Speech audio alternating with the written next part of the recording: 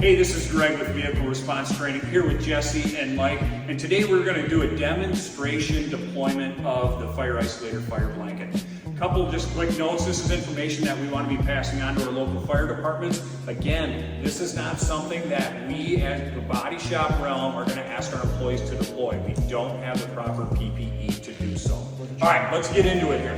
All right, Jesse, Mike, so we're going to do an example. We open this thing up, just like you guys can see in the wild, and we're going to unstrap this thing with those two little white straps, okay? Now this is a folded style blanket, so what we're going to do is pull that out, set it down, and now we're going to fold it out perpendicular to the car. They're each going to grab their side, and we're going to fold it out all the way so we get those green straps that we see right there on top. And as you can see, we're in somewhat of a confined space, just like we'd have at a body shop, right? Other cars are close to us. So they're gonna grab those green handles, hold it in their outside hand, and then they're gonna reach in on that center fold to keep some tension on that blanket.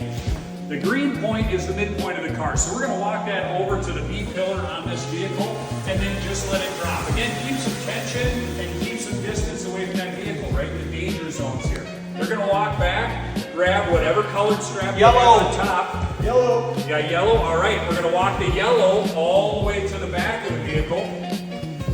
Once we get to the back of the vehicle, they're gonna walk their colored strap over to each other, hand it off, and now they're gonna walk around and basically just throw that at the car. Then we'll go up front, we'll do the same thing, and we'll crisscross and create a loose seal underneath that vehicle. All right, the point of this is just to seal that vehicle up. Now we can push most of those hazards that we're going to be working with more central and up out of this blanket. This is the general setup for the fire isolator woven style fire blanket. Is this blanket designed to put the fire out? This is not a suppression tool. This is just an option to slow the situation down, to maybe get some more resources on site, or to come up with an action plan that we can actually make a move with this vehicle to a different location, or to think outside the box to buy a few minutes for whatever reason that we want to slow the scene down. Would we also, if we had multiple blankets on site, would we be able to put blankets over vehicles that are on the side of this to potentially protect those exposures? Absolutely.